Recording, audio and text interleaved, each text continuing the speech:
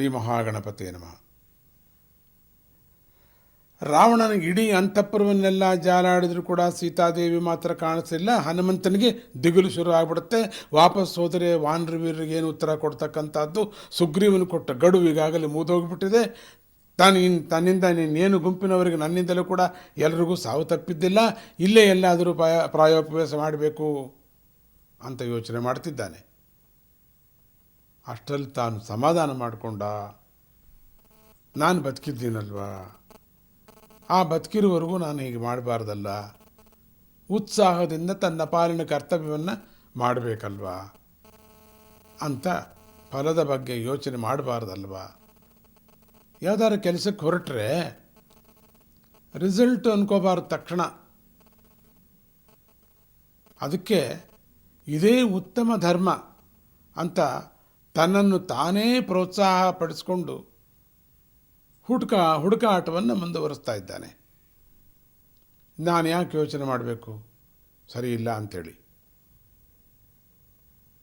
ಸೀತಾದೇವಿ ರಾವಣನ ಮನೆಯಲ್ಲೇ ಇದ್ದಾಳೆ ಅಂತ ಸಂಪಾತಿಗೆ ಹೇಳಿದ್ದ. ಆದ್ದರಿಂದ ಇನ್ನೊಂದು ಸಲ ರಾವಣನ ಮನೆಯನ್ನೆಲ್ಲ ಹುಡುಕಾಡ್ಬೇಡ ಅಂದ್ಕೊಂಡ. ಯಾಕಿಲ್ಲೇ ಸಂಪಾತಿ ಹೇಳಿದ ಪ್ರಕಾರ ಸೀತಾದೇವಿ ರಾವಣನ ಮನೆಯೊಳಗೆ ಬಚ್ಚಿಟ್ಟಿದ್ದಾನೆ ಅಂತ ಹೇಳಿದ್ದಾನೆ ಸಂಪಾತಿ. ಅದಕ್ಕೆ ಇನ್ನೊಂದು ಸತಿ ಹುಡುಕ್ಬಿಡೋಣ ಅಂತ ಹೇಳಿಕೊಂಡು ಈ ಸಾರಿ ಇನ್ನೂ ಧೈರ್ಯ ಮಾಡ್ತಾ ಇದ್ದಾನೆ. ನೆಲಮಾಳಿಗೆ ಬಾಗಿಲನ್ನು ತೆಗೆದು ರಾವಣನ ಅಂತಃಪುರವನ್ನೆಲ್ಲ ಜಾಲಾಡ್ದ. ರಹಸ್ಯವಾದ ರೂಮುಗಳನ್ನೆಲ್ಲ ನೋಡ್ದ. ನೆಲಮಾಳಿಗೆ ತುಂಬ ಕಷ್ಟ ಹೋಗುವುದು. ಅಲ್ಲೂ ಹೊರಟ, ಅಲ್ಲೂ ನೋಡ್ದ. ಸೀತಾದೇವಿ ಮಾತ್ರ ಎಲ್ಲೂ ಕಾಣಿಸಲಿಲ್ಲ. ಈ ರಾತ್ರಿ ಅವನಿಗೆ ತುಂಬ ಸೌಕರ್ಯಕರವಾದಂಥ ರಾತ್ರಿ ಹನುಮಂತನಿಗೆ. ಹಗಲಾಗಿದ್ದರೆ ನೋಡೋಕ್ಕೆ ಆಗ್ತಿರ್ಲಿಲ್ವಲ್ಲ. ಹನುಮಂತನ ದುಃಖ ಜಾಸ್ತಿ ಆಗುತ್ತೆ. ಒಂದು ಮೂಲೆಯಲ್ಲಿ ಹೋಗಿ ಕುಳಿತುಕೋತಾನೆ. ರಾವಣನ ಅಂತಃಪುರದಲ್ಲಿ ಮೂಲೆಯಲ್ಲಿ ದೊಡ್ಡ ಮನೆ, ಎಷ್ಟೋ ಯೋಜನೆಗಳು ಗಜಗಳಾಗಿರ್ತಕ್ಕಂಥ ಮನೆ ಅದು. ಹೌದಾ, ಒಂದು ಮೂಲೆಯಲ್ಲಿ ಕೂತಿದ್ದ. ಮೂಲೆಯಲ್ಲಿ ಕೂತು ಬಳಬಳ ಅಂತ ಅಳ್ತಾನೆ. ಸ್ವಲ್ಪ ಹೊತ್ತು ಅಳ್ತಾನೆ, ಸ್ವಲ್ಪ ಹೊತ್ತು ಯೋಚನೆ ಮಾಡ್ತಾ ಕೂತ್ಕೋತಾನೆ. ತೀವ್ರವಾದ ಯೋಚನೆಯನ್ನು ಮಾಡ್ತಿದ್ದಾನೆ. ಆಗ ವಿವಿಧ ರೀತಿಯ ಆಲೋಚನೆಗಳು ತರಂಗಗಳಂತೆ ಹರಿದು ಬರ್ತಾನೇ ಇವೆ, ಸಮುದ್ರದ ಅಲೆಗಳ ರೀತಿಯಲ್ಲಿ.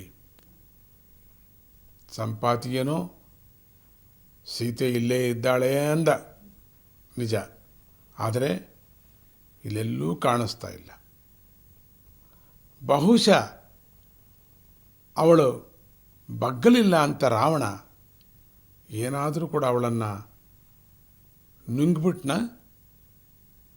ನುಂಗೋನೇ ಅವನು. ಯಾಕೆಂದರೆ ಅವನ ಆಕಾರ ನೋಡಿದ್ರೆ ದಿನಕ್ಕೊಬ್ಬರ ಮನುಷ್ಯನ ತಿನ್ನೋನೇ ಇವನು.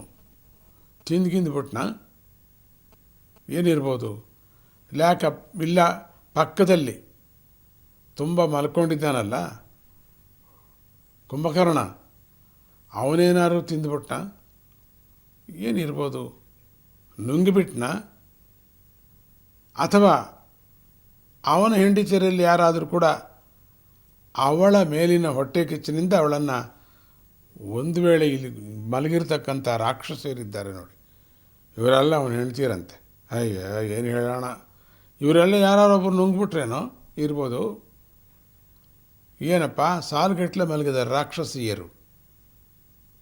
ಒಬ್ಬೊಬ್ಬರು ಆಕಾರ ನೋಡು, ರಾವಣಾಸುರನ ದೊಡ್ಡವರಾಗಿದ್ದಾರೆ ಮಲ್ಕೊಂಡಿದ್ರೆ. ಅವರಲ್ಲಿ ಯಾರು ನುಂಗ್ಬಿಟ್ರ?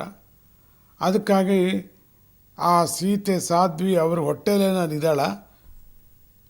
ಯೋಚನೆ ಮಾಡ್ತಿದ್ದಾನೆ ಇವನು. ಅವರ ರಾಕ್ಷಸರ ಹೊಟ್ಟೆಗಳ ಹೋಗಿ ಒಳಗೆ ನೋಡಬೇಕು ಅಂತ ಅಂದ್ಕೊಂಬಿಟ್ಟಿದ್ದಾನೆ. ಏಕೆಂದರೆ ರಾಮಪ್ರಭುವನ್ನು ನೆನೆಸ್ಕೊಂಡು ಸತ್ತಿರಲ್ಲ ಅವಳು, ಹಾಗಾಗಿ ಹೊಟ್ಟೆಯಲ್ಲಿ ಇದ್ದುಬಿಟ್ಟಿರ್ತಾಳೆ ಅಂತ ಕಾಣುತ್ತೆ. ಯಾರ ಹೊಟ್ಟೆಗೆ ಹೋಗೋದು ನಾನು ಮೊದಲು? ರಾವಣಾಸುರ ಹೊಟ್ಟೆಗೆ ಹೋಗಿ ನೋಡಲ?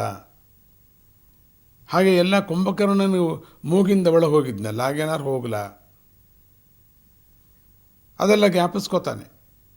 ಕುಂಭಕರ್ಣನ ಮೂಗಿಂದ ಹೇಗೆ ಹೋಗಿದ್ದೆ ಅಂತ. ಏನು ಮಾಡು ನಾನು ಅಂತ ದುಃಖ ಪಡ್ತಾ ಕೂತಿದ್ದಾನೆ. ಮುಂದೆ ಹೋಗೋಣ, ಏನಾಗುತ್ತೋ. ಜೈ ಗುರುದತ್ತ.